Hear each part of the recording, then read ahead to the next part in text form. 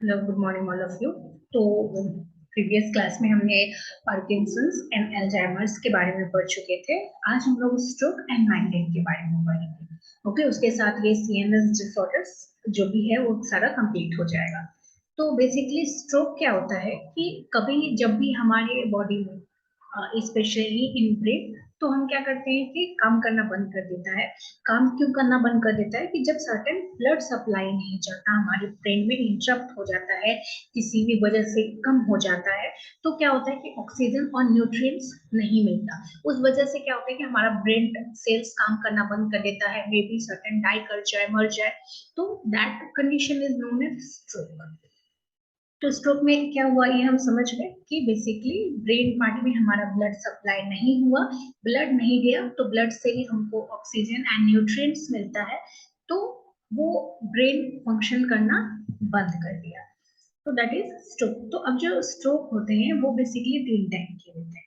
तो यहाँ पे हम देखेंगे क्या क्या है हमारा स्ट्रोक। Okay, right. तो ये जो हमारा स्ट्रोक है यहाँ पे, तो ये 3 तरह का इस्केमिक स्ट्रोक, हेमरहेजिक स्ट्रोक और ट्रांजिट इस्केमिक अटैक। तो टीआईएवी इसको बोलते हैं। तो बेसिकली 2 कैटेगरी को ही हम पढ़ते हैं, तीसरा थोड़ा काइंड ऑफ स्ट्रोक है, बट कभी कभी उसको भी इंक्लूड किया जाता है। तो इस्केमिक इंक्लूड में क्या होता है कि कोई एक बड़ा प्लैक या कोई भी बड़ा क्लॉट वो हमारे आर्टरीज में या जो भी वेन है वहां पे जाके जम जाते, जिस वजह से क्या होगा कि यहाँ का ब्लड सप्लाई इंटरप्टेड हो जाएगा, यहाँ से ब्लड नहीं आएगा तो इंटरप्टेड हो गया। दूसरा हेमरहेजिक में क्या हुआ कि हेमरेज हो जाता है। तो यहाँ पे देखिए यहाँ फट गया, तो ये जैसे ही ये नली फट जाती है तो क्या होगा कि ब्लड यहाँ पे रिसना शुरू हो जाता है। तो और ये ब्लड कहाँ होता है कि नली में जाके पूरे ब्रेन में फैलने लग जाता है। ट्रांजिट इस्केमिक अटैक क्या है, काइंड ऑफ इस्केमिक स्ट्रोक ही है, बट ये क्या होता है कि रिवर्स साइड में यहाँ पे क्लॉट जमा हो गया। अब हो सकता है कभी कभी ये रिवर्सिबली खत्म भी हो जाए, खुद ब खुद खत्म भी हो जाता है। तो अब इसका हमको सिम्टम्स क्या क्या दिखेगा। तो ब्रेन का पहले तो फंक्शंस खराब होगा, तो हो सकता है पैरालिसिस हो जाए, वीकनेस हमको मिलने लगे क्योंकि हमारा बॉडी में न्यूट्रिएंट्स नहीं पहुंच रहा है ब्रेन तक, हमारे ब्रेन में ऑक्सीजन नहीं पहुंच रहा है, तो हम कोई भी चीज सही से बोल नहीं पाते हैं, क्योंकि जितने भी जो भी फंक्शंस करें वो सारे का सेंटर हमारे ब्रेन में प्रेजेंट होता है। सभी का ऑप्थेल्मिक सेंटर रहे या स्पीकिंग पर रहे या पोस्चर सही रहे, तो सभी का जो सेंटर है वो हमारे ब्रेन में प्रेजेंट है। तो कंफ्यूजन होने लग जाएगा, विजन प्रॉब्लम होने लग जाएगा, चल नहीं पाएंगे, हमारे मूवमेंट में खराबी हो जाएगा, कोऑर्डिनेशन खराब हो जाएगा।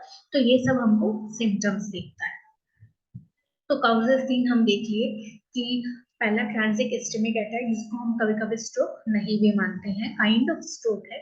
इसमें क्या होता है कि हमने फिगर में देख लिया कि हो सकता है वो रिवर्स खुद ब खुद ठीक भी हो जाए। इस्केमिक में क्या होता है कि उसमें एक ब्लॉकेट होता है, कोई क्लॉट की वजह से, कोई प्लैक की वजह से आर्टरीज में, जिससे क्या होता है कि ब्लड फ्लो में दिक्कत होने लग जाता है, और ये परमानेंट टाइप का है। और हेमरेज स्ट्रोक में क्या होता है कि ब्लास्ट होने लग जाता है या फिर ब्लड का लीकेज होने लग जाता है। अब इसको हम लोग कंट्रोल कैसे करेंगे इन नॉन फार्माकोलॉजिकल मैनेजमेंट के तहत। तो हम क्या करेंगे, ब्लड प्रेशर्स को कंट्रोल करेंगे। अगर हेमरेजिक है तो बहुत ज्यादा ब्लड प्रेशर फ्लो हो रहा है, बहुत तेजी के साथ ब्लड फ्लो हो रहा है, तो उतना तेजी के साथ वो बाहर भी निकलने लग जाएगा। तो इससे क्या हो जाएगा कि ब्लड और ज्यादा फैलने लग जाएगा। तो हाइपरटेंशन वाली दवाइयां लेंगे जिससे कि हमको हाई ब्लड प्रेशर कंट्रोल रहे, लाइफ स्टाइल में चेंजेस करेंगे, कोलेस्ट्रॉल हम कम खाएंगे जिससे कि इस्केमिक टाइप का ब्लड स्ट्रोक हमको कम हो, वो प्लैक हमारे ब्लड या क्लॉट हमारे ब्लड में कम अटके, टोबैको यूज कम करें, डायबिटीज को मैनेज करके चले, हेल्दी वेट गेन करें, डाइट्स फ्रूट्स वेजिटेबल्स करें, एक्सरसाइज करें जिससे कि हम हेल्दी रह सकें। तो ये सब चीज करने से क्या होगा कि हम थोड़ा हेल्दी रह पाएंगे। नेक्स्ट, अब फार्माकोलॉजिकल मैनेजमेंट कैसे करें। फार्माकोलॉजिकल मैनेजमेंट मीन्स कि ड्रग्स से कैसे ठीक करें। तो पहले एंटी प्लेटलेट ड्रग्स। तो प्लेटलेट्स क्या करता है कि ब्लड क्लॉटिंग में हेल्प करता है, तो ये और एंटी प्लेटलेट क्या करेगा, जस्ट उसके अपोजिट क्लॉट को खत्म करेगा। तो एंटी प्लेटलेट क्या करेगा कि ये जो क्लॉट है उसको खत्म करना चाहेगा, लाइक दैट एस्पिरिन या एंटीकोगुलेंट्स जो कोगुलेंट को खत्म करे। एंटीकोगुलेंट ब्लड क्लॉटिंग को खत्म करेगा, जैसे हेपारिन हो गया, वारफरीन हो गया, या क्लॉट को ब्रेक करने वाला थ्रोम्बोलाइटिक ड्रग्स हो गया। वैसे ही थ्रोम्बोटमी अगर क्या होता है, कभी कभी कैथेटर इंसर्ट करते हैं उस वेन में और तब उसके बाद फिर दूसरे से उस क्लॉट को बाहर निकालते हैं। इस्टेमिक टाइप ऑफ स्ट्रोक में ऐसे करते हैं।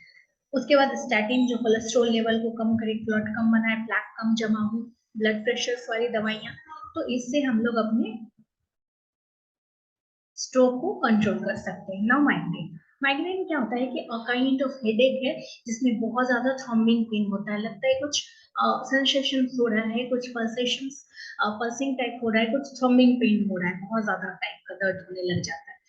तो अब ये जो माइग्रेन होता है, ऐसा नहीं कि नॉर्मल हुआ हमको सर दर्द और छूट गया, ऐसा नहीं है। इसमें वॉमिटिंग भी हो सकता है और लाइट और साउंड से बहुत ज्यादा इरिटेशन होने लग जाता है। अब इसके 4 फेज में होते हैं। पहला फेज क्या होता है, प्रोड्रोम बोलते हैं, या एक या 2 दिन पहले होता है। तो इसमें हमको बहुत ज्यादा फूड क्रेविंग्स होने लग जाता है, हम डिप्रेशन में जाने लगते हैं, हमको थकान थकान लगता है, तो हाफी आने लग जाता है, इरिटेबिलिटी होने लग जाता है, नेक में स्टिफनेस होने लग जाता है। उसके जस्ट बाद हमको दूसरा फेज आता है, that is aura. Third phase is attack phase and third पोस्ट्रोम phase. Aura में क्या होता है कि कुछ लगता है कट रहा है, जैसे कि मान लीजिए सेंसेशंस होता है, नंबनेस होने लग जाता है, कुछ लगता है चुनचुनाहट हो रहा है गर्दन सब में, या हमको स्पीकिंग में डिफिकल्टी होने लग जाती है, या हम लाइट या ब्राइट स्पॉट हमको खुद दिखता है, हालांकि वैसा कुछ होता नहीं है, बट हम महसूस करते हैं कुछ लाइट हमको आ रहा है, आंखों पे आ रहा है लाइट। और थर्ड होता है जो फेज, अटैक फेज, जिसमें हमको बहुत ज्यादा पेन होने लग जाता है एक साइड में। एक साइड में होगा या हो सकता है 2 साइड में हो, मोस्टली एक साइड में होता है, हो सकता है वो दूसरे साइड में शिफ्ट कर जाए। और उसी वक्त हमको नोजिया फीलिंग होने लग जाता है, फेंटनेस आने लग जाता है कि हम चक्कर खा के गिर जाएं। उसके बाद जो फोर्थ फेज है, दैट इज पोस्ट्रोम फेज। उसमें क्या होता है कि हमारा दर्द लाइट हो जाता है, अभी अटैक फेज से काफी कम दर्द रहता है, बट हमारा मूड सडन स्विंग होता है, चेंज होता है, कभी हम हैप्पी फील कर सकते हैं, हो सकता है हम बहुत दुखी फील करें, बहुत लो फील करें।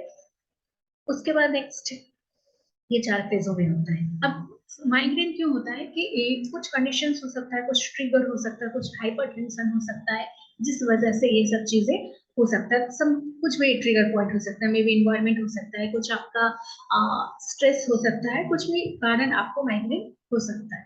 तो अब हम नॉन फार्माकोलॉजिकल मैनेजमेंट कैसे करेंगे, तो लाइफ स्टाइल में चेंजेस करेंगे, हम अपने स्ट्रेस को मैनेज करके रखेंगे, जो भी माइग्रेन वाला ट्रिगर है उस ट्रिगर पॉइंट से हम दूर रहेंगे। उसके बाद हार्मोन थेरेपी करेंगे। अगर मान लीजिए माइग्रेन बहुत कारण से हो सकता है मेंस्ट्रुएशन साइकिल के कारण माइग्रेन हो, सर्टेन टाइप ऑफ कोई बीमारी के कारण आपको माइग्रेन हो, तो उसी बीमारी का हम इलाज कराएंगे, काउंसलिंग सही से करेंगे, या एक्यूप्रेशर से, मेडिटेशन से हम कामनेस जिंदगी में ला सकते हैं। फार्माकोलॉजिकल मैनेजमेंट में क्या करेंगे, एनएसआईडी लेंगे, non steroidal anti inflammatory drugs, जैसे आइबुप्रोफेन हो गया, एस्पिरिन हो गया, तो माइल्ड अटैक से ये दूर रखेगा। दूसरा होगा होगा ट्रिप्टेंस, सोमाट्रिप्टेंस, इस टाइप की दवाई हम लेंगे जो फर्स्ट लाइन ड्रग्स है नर्व पेन के लिए या माइग्रेन अटैक्स के लिए। एंटीएमेटिक्स लेंगे क्योंकि वॉमिटिंग का टेंडेंसी होते रहता है, नौसिया काउस होता है, या इडवोट एल्कोलाइड्स वाली ड्रग्स लेंगे। तो ये सब से हम बचाव कर सकते हैं, मतलब दूर कर सकते हैं। कुछ एक बचाव वाले ड्रग्स जैसे एंटी हाइपरटेंसिव्स, हाई ब्लड प्रेशर, बहुत ज्यादा हाई ब्लड प्रेशर जिनको रहता है उनको भी माइग्रेन, ये high blood pressure as a trigger काम करते हैं माइग्रेन के लिए। तो उस केस में जो ब्लड प्रेशर को कंट्रोल रखेंगे तो ट्रिगर नहीं होगा। तो एंटी हाइपरटेंसिव ड्रग्स या anti scissor drugs, anti convulsive हो गया, एंटी डिप्रेसेंट हो गया, बोटॉक्स, कभी कभी जैसे ही 3-3 महीने पे हम लोग इंजेक्शन लेते हैं इसको कम करने के लिए, तो उसको हम लोग बोटॉक्स इंजेक्शन बोलते हैं। तो इन सभी से हम चेक कर सकते हैं। और इसी के साथ आपका सीएनएस डिसऑर्डर्स वाले ये चैप्टर कंप्लीट हो गए।